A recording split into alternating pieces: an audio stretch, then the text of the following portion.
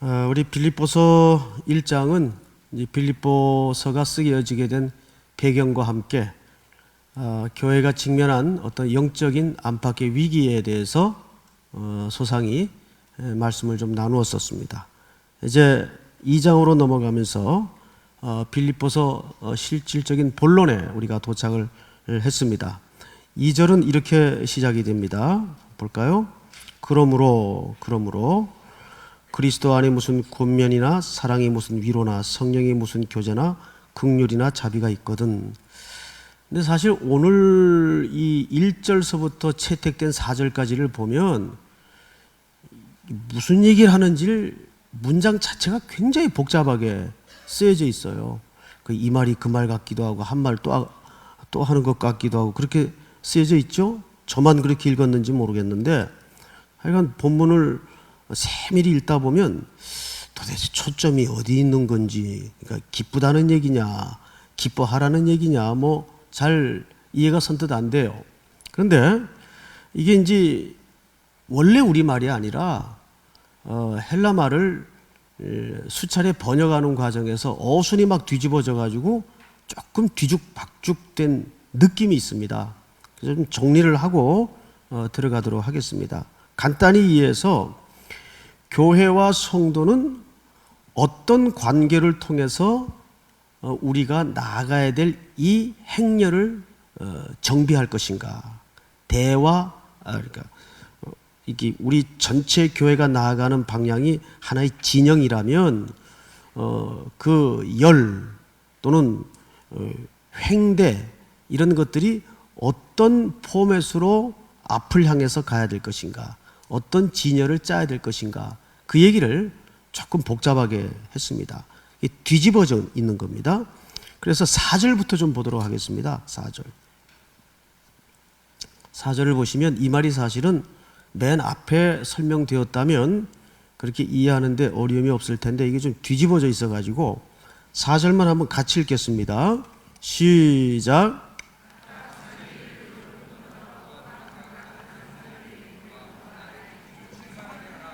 아멘. 이 얘기입니다.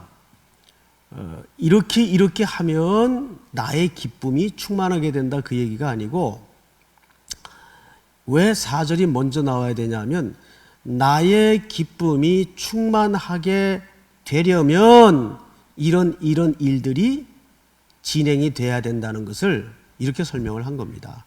그래서 이건 조건절이 아니라 이제 영어로 얘기하면 if, 만약에 뭐뭐 하다면 나의 기쁨이 충만하게 될 것이다, 그 얘기가 아니라 여러분들이 그리스도 안에 부름받은 하나님의 자녀요 하나님의 백성들이라면 그러므로 이런 일들을 살아서 그 결과로 뭐 하다는 얘기요?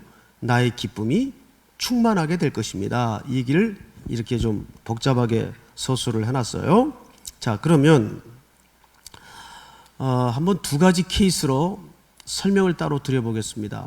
집에 여러분들 다 자녀 키우시죠? 또 이미 아직은 자녀 입장에 있는 분들도 여기 덜어 앉아 계시고, 근데 피차 공감하는 공감대는 같으리라고 봐요. 근데 사실 우리가 멀쩡히 알면서도 그렇게 살지 못한다는데 이제 문제가 좀 있죠. 뭐냐 하면 부모가 어느 케이스에 더 기뻐하실까? 좋은 직장에 취직을 해서 딱딱 정확하게 하나님 앞에 11조, 부모님 앞에 11조 딱 드리고, 또 철마다 옷 한 벌씩 해드리고, 또 몇 년에 한 번씩은 해외 여행도 보내드리고, 또 봄 가을로 건강진단도 좀 떼드리고. 그런데 형제가 예를 들어 5인데 너무 사이가 안 좋아요. 그런 시기가 오면 누가 얼마 내나 서로 눈치나 보고 항상 틱틱거리고 상호간에 불만이 가득 차고, 이런 관계에서 그런 대접이 부모에게 주어지는 케이스의 가정이 있다고 합시다. 그런데 또 한 가정은 형제가 똑같이 5인데 정말 쥐뿔도 누구 하나 변변한 자식들이 없어요. 그런데 여행도 못 시켜드리고 용돈도 그렇게 신통하게 드리질 못하고 한데 형제끼리 너무 화목해요. 너무 화목해요.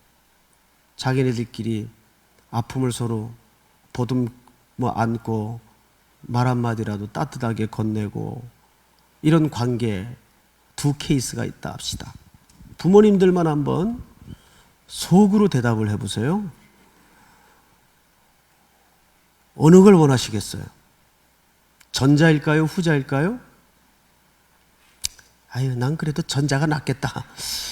뭐 열에 한 분 정도는 그럴 분이 계신지 몰라도 정상적인 가치와 이성을 가진 부모들이라면 아마 전자의 케이스보다는 내가 덜 먹고 힘들게 살아도 아마 내 슬하에 내 고통을 통해 낳은 자녀들이 그렇게 따뜻하게 형제 우애와 부모를 공경하면서 지내는 것이 훨씬 영혼의 희열이 있을 겁니다. 맞죠, 여러분? 예. 맞다고 동의되시는 분들만 아멘. 예. 이제 이게 3일 스타일입니다. 네. 예. 그럴 거예요. 오늘 사실 사도 바울이 정확한 개념에서 그 얘기를 하고 싶었던 거예요. 하나님 아버지라는 아버지의 심정에서 자기 마음을 대입시켜서 나의 기쁨을 충만하게 하라. 정말 하늘 아버지가 진짜 기뻐하는 덕목이 뭔 줄 아느냐? 너희들 그 안에서 한 몸으로 그리스도 안에 부름받은 형제여 지체들이라면 이런 덕목의 삶을 반드시 살아야 된다 라는 이야기를 조건절로서가 아니라 이미 성령께서 하나 되게 하신 것을 힘써 지키라는 에베소서의 기록처럼 오늘 그 이야기를 몇 가지 덕목으로 이제 소개를 하고 싶었던 겁니다. 그럼으로써 나의 기쁨을 충만케 하라. 자, 여러분 웨스트민스터 신앙 고백서에 소요리 문답이라는 게 있어요. 그건 이제 우리 장로교의 그 신앙 고백의 모태가 되는 아주 중요한 책입니다. 근데 그 책의 1장 1조에 보면 여러분 많이 들으셨겠지만 아주 중요한 질문이 하나 있죠. 사람의 본분된 목적이 뭐냐? 이게 첫 번째 질문이에요. 1장 1조. 사람의 본분된 목적이 뭐냐? 두 가지로 대답을 써놨죠. 첫째는 하나님을 영화롭게 하는 것이요, 그분을 즐거워하는 것이다. 맞습니까, 여러분? 예, 이것이 우리는 보통 다른 수사적 표현으로 하나님께 영광을 돌린다, 이렇게 또 다른 표현으로 말을 할 수도 있어요. 그런데 문제는 우리 삼일교회를 포함해서 이 지상의 교회를 교회론에서는 전투하는 교회라 그래요. 전투하는 교회라는 말은 뒤집어 얘기하면 문제가 완벽하다는 얘기입니까? 문제가 있을 수 있다는 얘기입니까? 있을 수 있다는 얘기죠. 항상 트러블이 있고 문제가 발생하고. 왜? 여기는 지상교회이기 때문에, 아직 완성된 교회가 아니기 때문에 항상 문제가 있어요. 그래서 하나님께서 교회에 어떤 이슈를 던질 때는 그 이슈 자체가 하나님이 주시는 목적이 아니에요.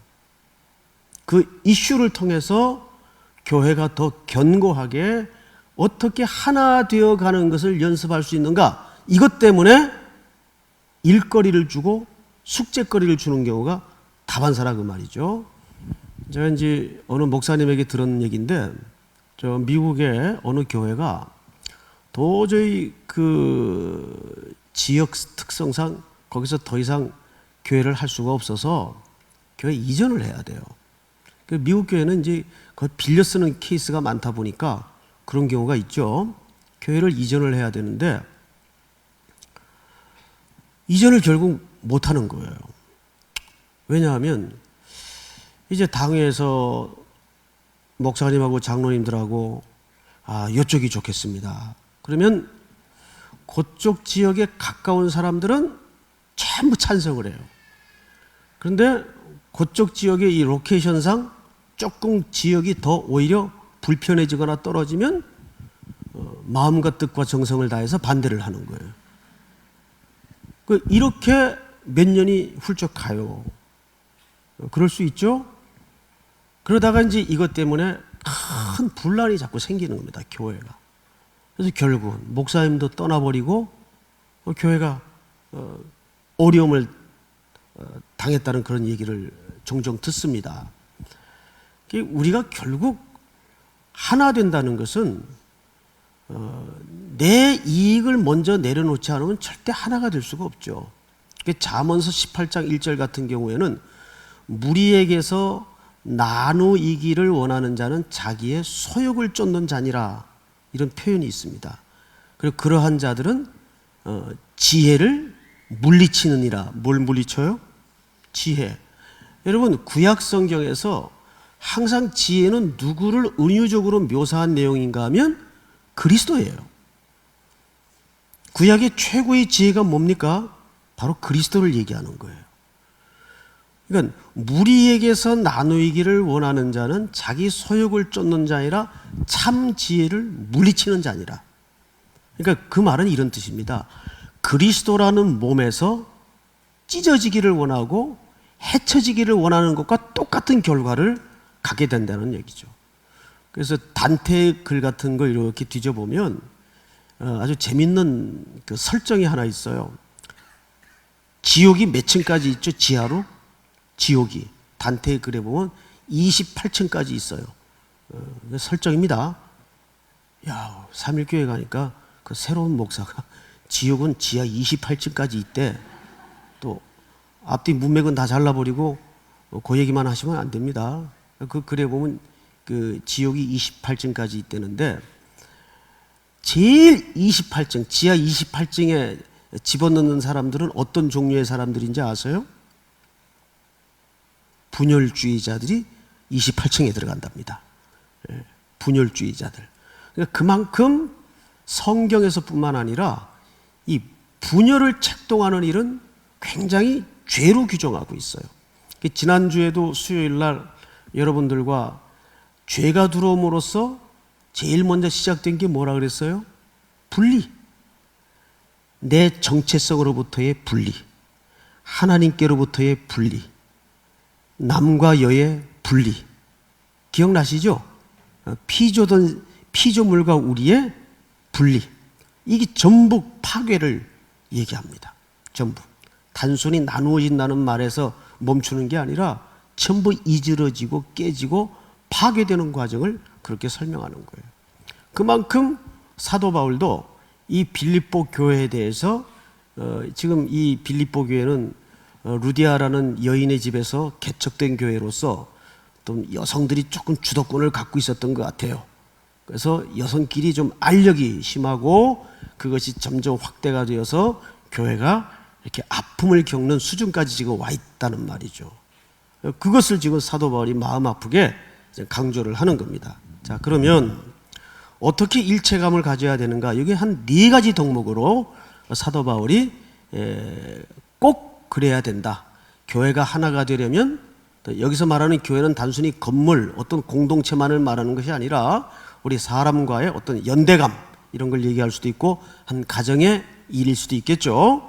자, 한 4가지 덕목으로 소개를 하는데, 자, 좀 볼까요? 2절을 한번 보십시다. 마음을 어떻게 하여? 같이 하여 같은 뭐를 가지고? 사랑을 가지고 뭐를 합하며? 뜻을 합하며 한 마음을 품어. 이런 주제들에 대한 설명은 지난주까지는 다 마쳤습니다. 자, 그러면 그 하나 되는 일체감, 한 뜻, 한 마음, 친밀감, 이것이 하나님의 자녀들에게 반드시 나와야 되는 덕목일 수밖에 없다 그 말이에요. 근데 그것을 유지하고 그것을 더욱 공고히 하려면 어떤 덕목들로 네 기둥을 받쳐야 될 것인가? 자, 이제 그 부분을 3절에서부터 사도 바울이 이렇게 소개를 해요. 자, 첫째 보십시다. 아무 일에든지 다툼이나 허영으로 하지 말고 오직 겸손한 마음으로 각각 자기보다 남을 낮게 여기고 자기 일을 돌아볼 뿐더러 또한 각각 다른 사람들의 일을 돌보아 나의 기쁨을 충만하게 하라. 여기에 우리가 놓치고 지나가서는 안 되는 1절의 이야기부터 한번 살펴보십시다. 자, 첫째는 이 기쁨과 일체감을 유지할 수 있는 첫 번째 기둥은 여기 뭐라 그랬는가 하면 그리스도 안에 뭐라 그랬죠? 권면, 파라클레토스라는 말을 썼어요. 자, 이 권면이라는 말이 어디서 나온 이야기인가를 그 유래를 좀 찾아보십시다. 우선 사도행전 4장을 좀 열어보세요. 사도행전 4장.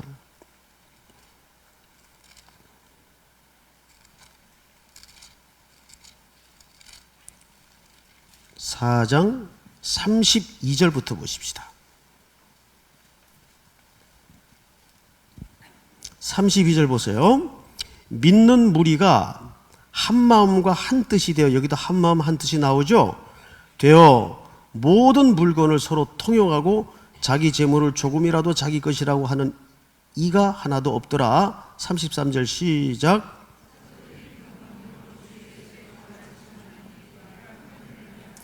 그 중에 가난한 사람이 없으니 이는 밭과 집 있는 자는 팔아 그 판 것의 값을 가져다가, 놀라운 일이 일어났어요. 자, 그런데 36절을 잘 보십시오. 구브로에서 난 레위족 사람이 있으니 이름은, 원래 이름이 뭐죠? 요셉이라. 사도들이 일컬어 뭐라 그랬습니까? 바나바. 자, 앞을 좀 바라봐 주세요.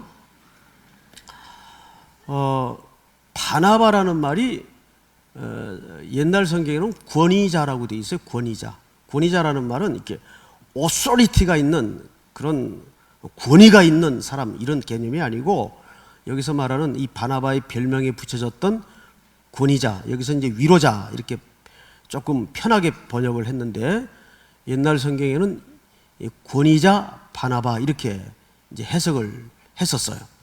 그래서 이제 한자 성경이나 한자 성경은 안 읽고 한글 성경만 보면 말하자면 이렇게 어떤 권위가 있는 이런 사람으로 오역을 할 수가 있습니다. 근데 여기 바나바는 그 이름 뜻이 뭐라 그랬습니까? 위로자.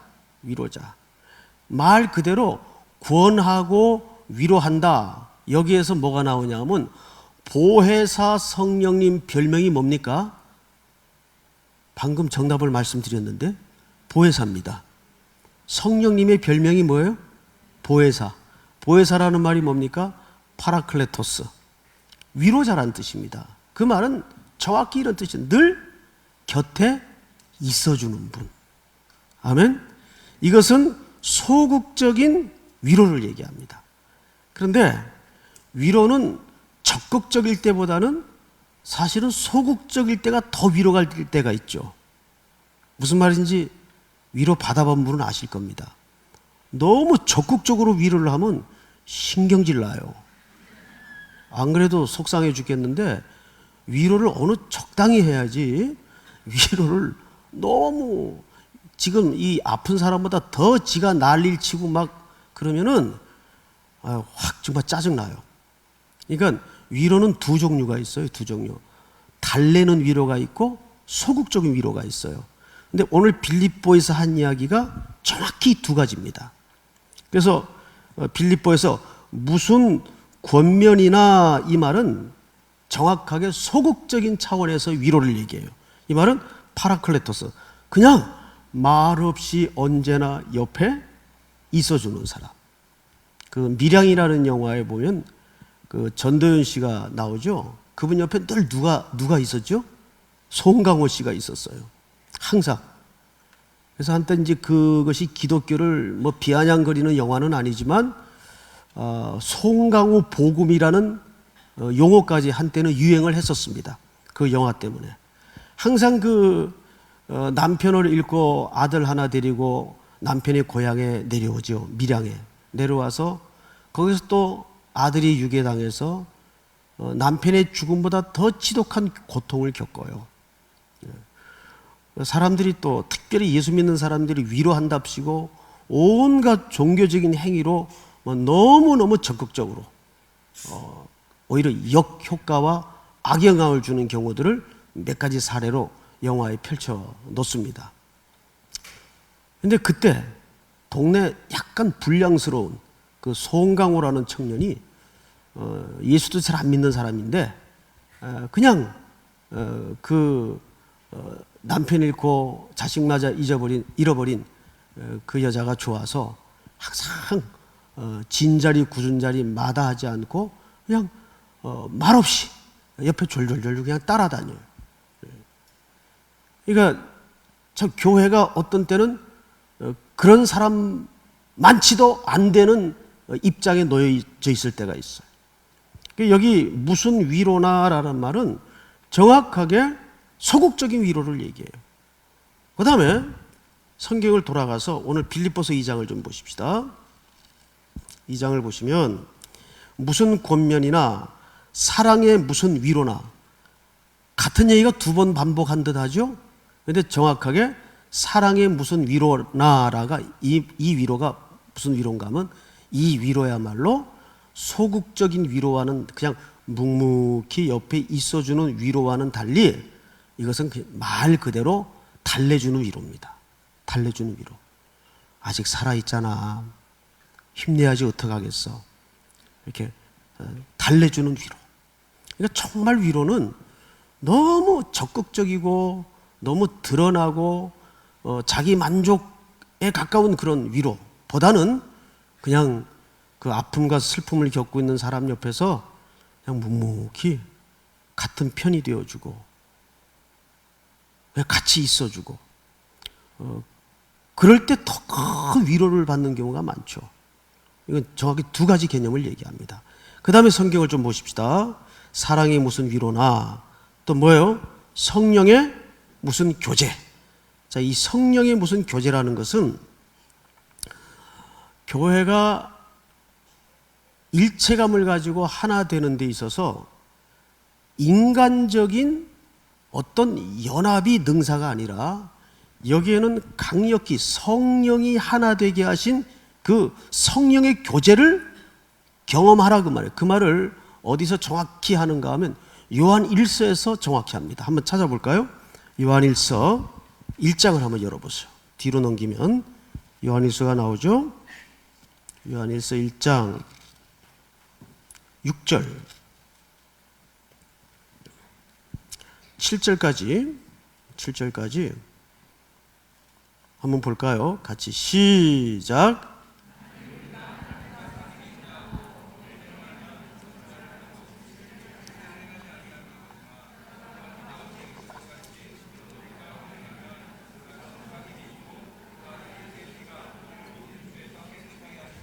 아멘. 자, 여기 진리라는 말이 나오고 교제라는 말이 나오고 사귐이라는 얘기가 나와요. 왜 이 얘기가 나왔을까요? 잘 보세요. 우리 그 몇 년 전에 그 소말리아 해적 때문에 우리 상선이 나포가 되고 또 우리 그 해군이 가서 모든 빼앗겼던 배를 회복한 일이 있었죠. 그 석 선장님의 이야기, 아주 유명한 이야기죠. 그런데 보십시오. 바다에 해적이 출몰했어요.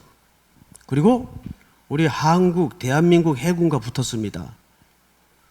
그런데 해적과 해적 사이에도 우정이 있을까요, 없을까요? 우정이 있죠.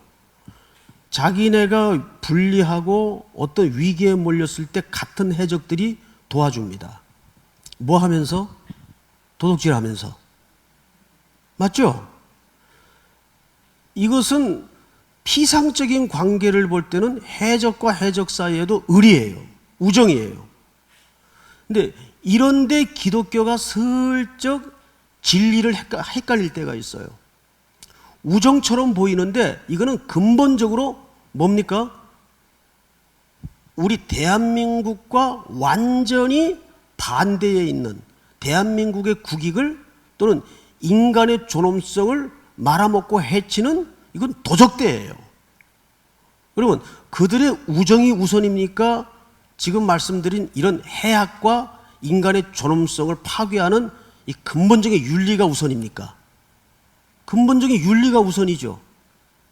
그러니까 이들의 우정행위, 서로를 돕는 행위는 그것만 좁게 볼 때는 우정이요, 돕는 일이요,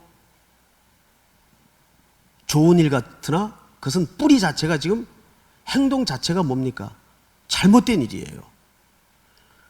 우리가 성령의 교제라는 말이 왜 나오냐면 교회에서도 제일 신앙 공동체를 해악스럽게 만드는 일이 뭐냐면 교회 공동체의 모든 것을 휴머니즘적 차원에서 접근을 할 때 그냥 좋은 게 좋은 거다. 이건 맞을까요? 아닙니다. 좋은 게 좋아서는 안 되죠. 교회는 좋은 게 중요한 게 아니라 더 중요한 것은 이것이 성경이 말하는 진리에 근거한 판단인가가 우선적 가치여야 됩니다. 믿습니까, 여러분? 성경에 이런 케이스가 많아요. 하나님과 원수의 세력끼리 협조를 해요. 자기네들끼리는 우방이고 동맹이고 우정이고 도와주는 일이에요. 그 자체만 놓고 볼 때는 휴머니즘적 차원에서 긍정할 수 있는 부분이 분명히 있어요. 그런데 그것이 무엇과 대치되는 세력일 때, 하나님의 뜻과 대치되는 행동이고 세력일 때는 아무리 지네들끼리 봄바람 같은 우정과 사랑을 나누는 관계와 행동일지라도 그건 전체 부정이에요. 아니에요. 그 얘기입니다. 성령의 무슨 교제라는 말은 그런 차원에서 접근을 해야 돼요. 근데 오늘날 교회 안에 제일 무섭게 들어와 있는 게 다원주의입니다. 다원주의라는 건 말 그대로 무슨 뜻입니까? 원리가 너무 많은 거예요. 근데 교회는 원리가 몇 개여야 됩니까, 원래? 하나밖에 있을 수가 없어요. 이것이 성경이 지지하는 논리인가가 우선적 가치여야 됩니다. 그 다음에 우정이 맞냐 틀리냐를 논해야 돼요. 아멘? 이게 무슨 교제예요? 성령의 교제예요. 믿습니까? 그러니까 여기는 사회봉사단체도 아니고 라이온스 클럽도 아니고 여기는 말 그대로 진리의 공동체라는 말이 그래서 나오는 거예요. 아멘? 성경에도 보면 하나님을 떠난 우정이 얼마나 많습니까? 그런데 우리는 자꾸 그러한 포커스를 좁게 조명을 해가지고 휴머니즘적 차원에서 인간의 무슨 도리적 차원에서 접근을 해요. 아닙니다. 그보다 더 우선적 가치는 하나님의 말씀이 어떻게 얘기하고 있는가. 믿습니까? 이게 성령의 교제예요. 그 다음에 마지막으로 네 번째 기둥이 뭡니까? 빌립보서로 다시 가서 보십시다. 2장 1절을 보시면 그러므로 그리스도 안에 무슨 권면이나 이것은 소극적 권면, 사랑의 무슨 위로나 이것은 달래는 위로, 그 다음에 성령의 무슨 교제나 그 다음 마지막에 뭐죠? 긍휼이나 자비가 있거든. 여기 긍휼, 자비 사실은 같은 개념인데 이 말은 단장의 아픔이란 뜻입니다. 여러분 그 빈 들에 저녁이 다 됐는데 백성들이 말씀을 듣다가 끼니를 놓쳤어요. 그러니까 제자들이 뭐라 그러죠? 빨리 더 늦기 전에 이 사람들 다 집으로 돌려보내십시다. 예수님이 그러지 말고 너희들이 줘라. 누가 주라고요? 너희들이 줘라. 근데 거기서 너희들이 누구죠? 너희들이 누굽니까? 제자 공동체예요. 그럼 그 제자 공동체는 오늘날 어느 공동체를 가리키는 거죠? 교회를 얘기하는 거예요. 이거 굉장히 중요한 얘기입니다. 예수님이 누구 보고 주라는 얘기예요? 교회! 너희가 주어라. 3.1교회 너희가 주어라. 이 얘기입니다. 뭘 주라는 얘기였을까요? 거기서 나타난 오병이어 속의 기적은 사실은 요한복음 6장 5장 전체를 잘 보세요. 거기서 베풀어진 빈들의 향연은 그리스도의 몸을 얘기해요. 나는 하늘에서 내려온 뭐라? 생명의 떡이라. 그래서 자기 몸을 찢어서 만백성을 배불릴 그림을 그 요한복음 6장에서 빈들의 향연을 통해 예수님이 제자들에게 너희들이 줘라. 교회가 받은 사명. 그런데 중요한 것은 그 말씀을 사복음서에서 하실 때 아주 중요한 동기가 하나 있었어요. 민망히 여기사. 뭘 보고요? 빈들에 줄여 흩어져 해는 저물어 가고 먹을 게 절대 부족인 상태에서 목자 없는 양같이 앉아있는 그 흩어진 수많은 사람들을 바라보시면서 예수님이 느꼈던 이 심령의 통증이 뭐라고요? 민망히 여기사. 근데 거기서 표현된 민망히 여기사라는 말이 바로 창자가 끊어지는 아픔이라는 뜻이. 창자가 끊어지는 아픔. 이런 고통을 살면서 사람이 이렇게 많이 겪을 수가 없어요. 이 고통은 또 함부로 겪을 수 있는 고통도 아니고, 오래전 신문에 재밌는 기사 하나가 났었어요. 그건 우리나라에서 났던 기사가 아니고 중국 신문에 났던 기사인데, 제목은 이래요. 제비 절망에 죽다. 뭐가 절망에 죽어요? 제비가 흑룡강성에 어떤 고약한 실험 하나를 한 겁니다. 그 대문 처마 밑에 제비가 둥지를 틀고 새끼를 낳았어요. 알을 낳겠죠. 알이 까서 새끼가 됐겠죠.